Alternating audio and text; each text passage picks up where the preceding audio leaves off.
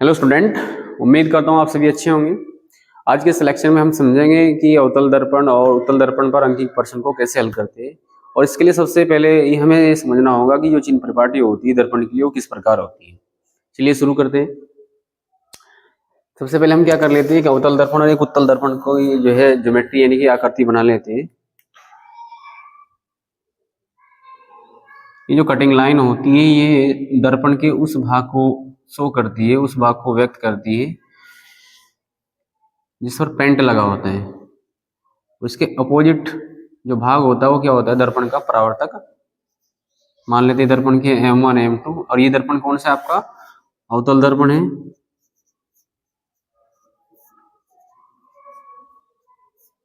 यानी कि convex mirror.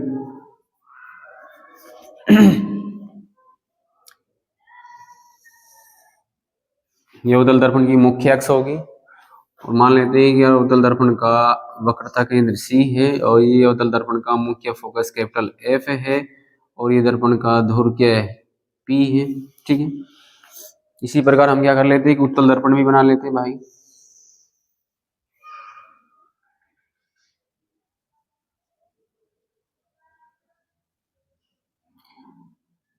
देखो न्यूमेरिकल को सोल्व करने के लिए चिन्ह प्रॉपर्टी बहुत नेसेसरी होती है।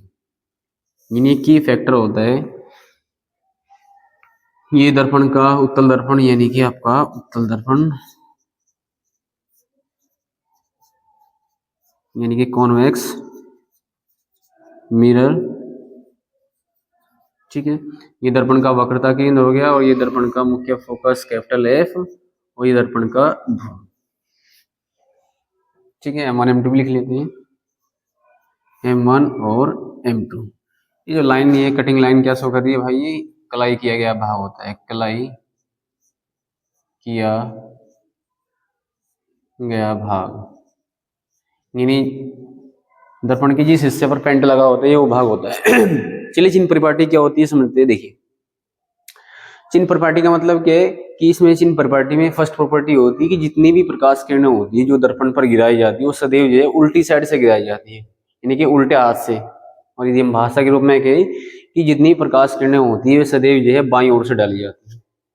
ठीक है, चाहे वो अवतल दर्पण हो चाहे वो उत्तल दर्पण हो, यानी प्रकाश किरणें इधर से इधर की ओर चलेगी, इधर से इधर की ओर, लेफ्ट टू राइट प्रकाश किरणें मूव करती है। सेकंड प्रॉपर्टी क्या होती है कि जितनी भी दूरियां होंगी चाहे वो वस्तु की दूरी हो चाहे वो प्रतिबिंब की दूरी हो या फिर दर्पण की फोकस दूरी, वे हमेशा क्या होगी बिंदु P से। यानी बिंदु P क्या होता है, दर्पण का दूर होता है, दर्पण के दूर से मापी जाती है। ठीक है, तीसरा पॉइंट क्या होता है कि वे दूरियां जो P के लेफ्ट में होती है, ये P पॉइंट होता है, जो वे दूरियां जो P के लेफ्ट में होती है पॉजिटिव होती है और जो P के राइट में होती है वो नेगेटिव होती है। ठीक है, एंड फोर्थ प्रॉपर्टी क्या होती है कि जो P के ऊपर दूरी होगी जो P के नीचे दूरी होगी, ऊपर क्या होगी पॉजिटिव, नीचे क्या होगी नेगेटिव। इनको हम आसानी से समझते हैं। देखिए कैसे, जैसे हमारा क्या होता है, ये होता है आपका निर्देशांक तंत्र, कार्तीय निर्देश तंत्र, x x डैश y और y डैश, और ये O क्या होता है मूल बिंदु होता है जिसको हम ओरिजिन कहते हैं। इन मूल बिंदु O पर जितने भी मान होते हैं चाहे वो x का मान हो या y का मान हो, क्या होता है जीरो होता है। आप इधर चलिए प्लस का, इधर चलिए माइनस का, ऊपर चलिए माइनस का, ऊपर नीचे चलिए ऊपर प्लस का और नीचे माइनस का।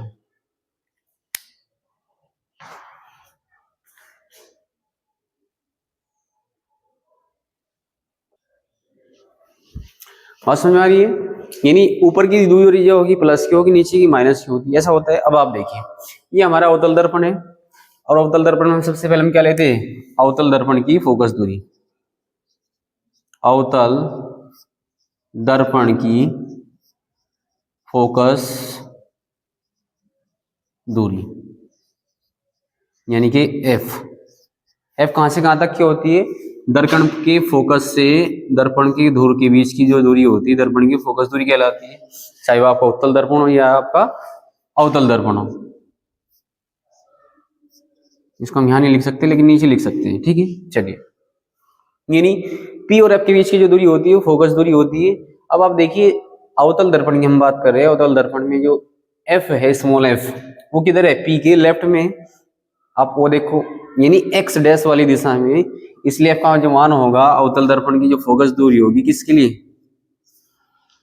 अवतल दर्पण के लिए। यानी अवतल दर्पण की जो फोकस दूरी वो कैसी होगी? माइनस की होगी। हमेशा जितने भी अंकिक प्रश्न होंगे उनमें हम अवतल दर्पण की फोकस दूरी माइनस की लेंगे। दूसरा क्या होता है? सी वक्रता त्रिज्या। वक्रता त्रिज्या, ये वक्रता त्रिज्या क्या होती है भाई? कैपिटल आर को, कैपिटल आर से इसको व्यक्त करते हैं। वक्रता त्रिज्या क्या होती है? सी और पी के बीच की दूरी। यानी दर्पण जिस गोले से मिलकर बना होता है इसकी जो त्रिज्या होती है इसको हम बोलते हैं दर्पण की वक्रता त्रिज्या। तो आप देखिए सी और पी के बीच की जो दूरी होती है वो क्या है? पी के लेफ्ट में, यानी कि आप देखो एक्स डैश दिशा में, इसलिए भी कैसे हो जाएगा? हमेशा माइनस का होगा। किसके लिए? अवतल दर्पण के लिए। बचा क्या? वस्तु की दूरी। वस्तु की दूरी,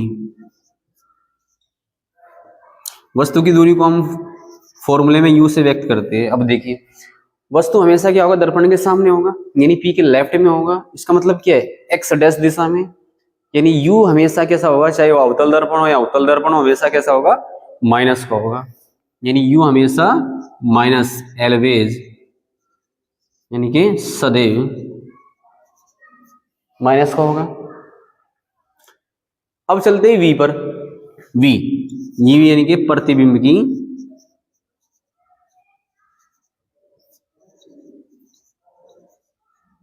की दूरी, इसको आप आगे लिख लो v। अब अगर v है, v अगर हमारा माइनस का है, इसका मतलब क्या? प्रतिबिंब दर्पण के सामने बनते हैं। v अगर हमारा प्लस का है तो प्रतिबिंब हमारा दर्पण के पीछे बनते हैं।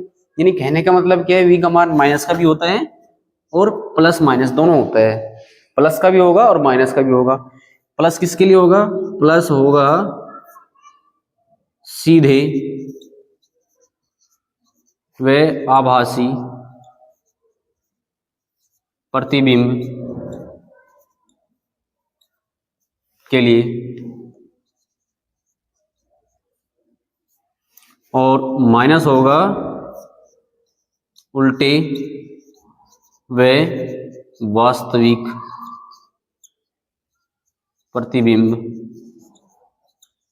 के लिए। बात समझ में आ रही?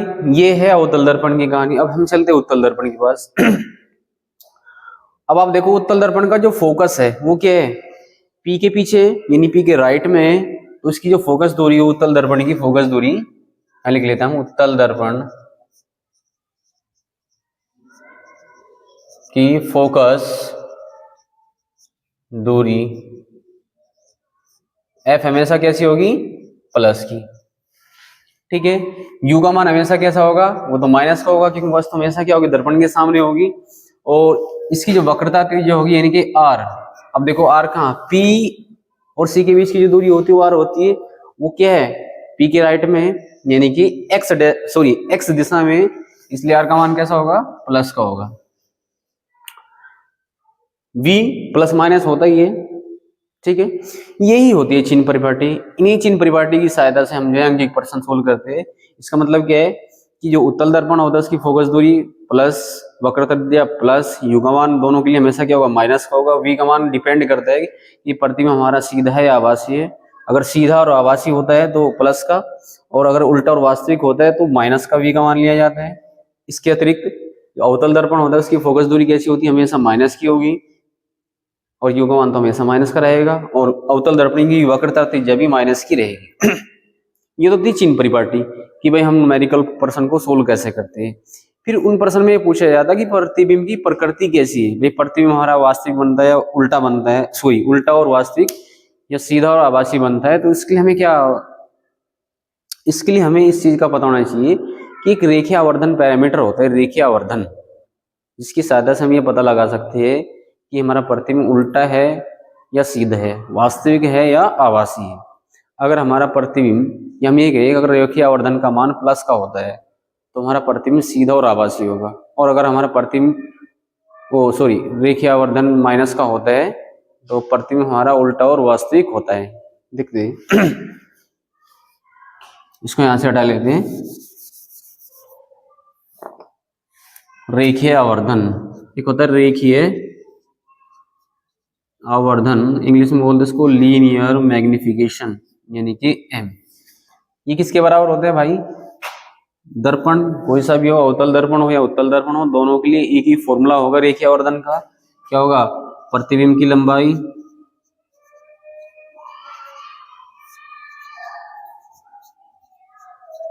बटे वस्तु की लंबाई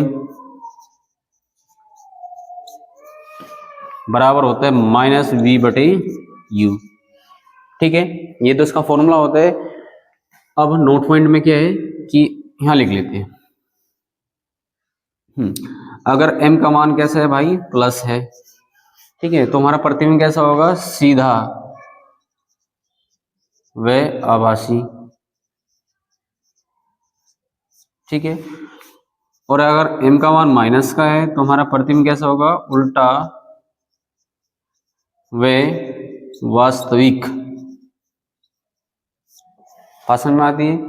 इन्हीं से हम पता कर लेते हैं कि हमारा प्रतिबिंब उल्टा है या सीधा है, वास्तविक है या आभासी है। यानी हम रेखीय आवर्धन के सूत्र से रेखीय m का मान निकाल लेते हैं, प्रतिबिंब की लंबाई बटे वस्तु की लंबाई, या माइनस v बटे u की सहायता से हम क्या निकाल लेते हैं? प्रतिबिंब की प्रकृति को ज्ञात कर सकते हैं। इन्हीं की सहायता से हम अंकित प्रश्न को सोल्व करते हैं। उम्मीद करता हूँ कि आपके समझ में कंसेप्ट आई होगी। अगर कंसेप्ट समझ में आई है तो वीडियो को लाइक करें, शेयर करें और चैनल को सब्सक्राइब करना न भूलें।